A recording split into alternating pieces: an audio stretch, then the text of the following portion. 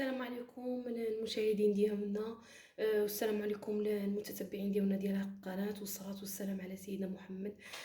وقبل ما نبدا لكم هاد الوصفه ديالي ان شاء الله، بغيت زعما انني نعزي الاسره الصغيره والاسره الكبيره ديال الصحفي ديالنا، صلاح الدين الغماري اللي توفى البارح. والله يرحمه ويرحم جميع أمة سيدنا محمد ويجعل مثواه الجنة إن شاء الله. وكنتمنى أن يعطي الله الصبر للميمة ديالو والعائلة ديالو.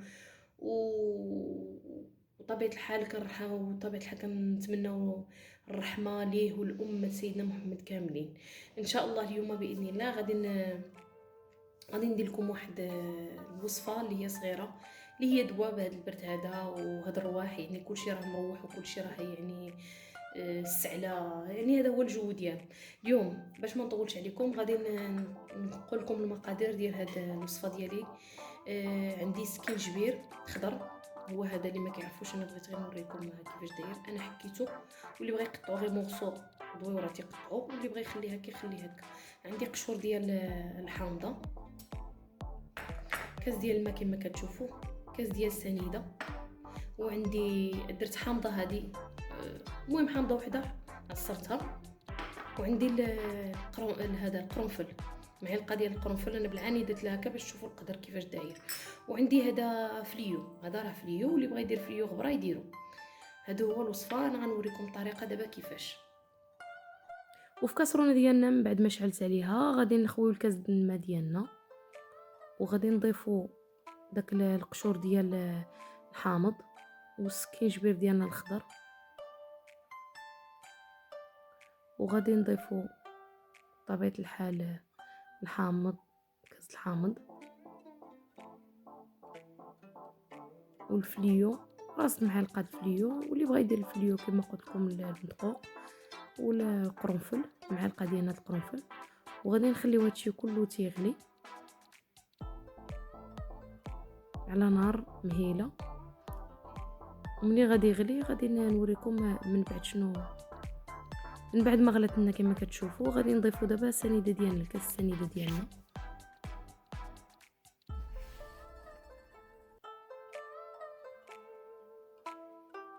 واللي بغى يزيد الكونتيتي د السنيده اكثر يمكن له يزيد على حسب الانسان والحلاوه. احنا بغينا غير باش يولي لنا هذا الشيء هذا كراميل، يعني غنوجدو بحال تقول كراميل بهذا لوغو ديالها، بهذا لوغو ديال هاد النسمات هادو.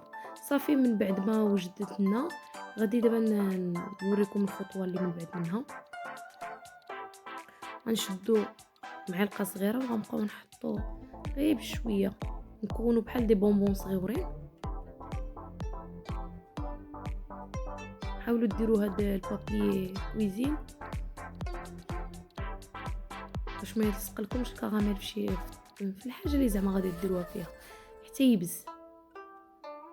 صافي غادي نستمر بهذه الطريقه هذه كما كتشوفوا، تنصوب الكونتيتي اللي عندي كامله. وغادي نرجع لكم تشوفوا معايا الخطوه الاخيره. صافي من بعد ما كملت كونتيتي وتقريبا راه نشف ليا الكراميل، غادي نشد السكر الكلاصي وغادي نحاول ندردرو. اللي ما بغاش يدير السكر كلاصي ويخلي غير هكا بيان سور، يعني ليكم نتوما كل واحد وليه القرار، يعني في النسبه ديال السكر.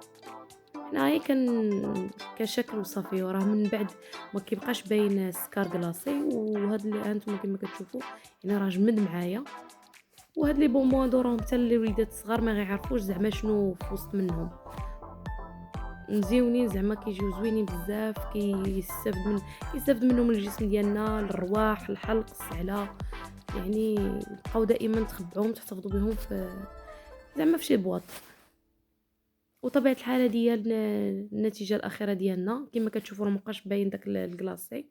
كنتمنىكم انكم تعجبكم الوصفه ديالي اليوم، وانكم ما تنساوناش طبيعه الحال بلي لايك وبلي بارطاج ودائما يعني كنحاولوا ان نجيب لكم اللي وصفات اللي هما ساهلين بساط. السلام عليكم والى فيديو اخر ان شاء الله باذن الله.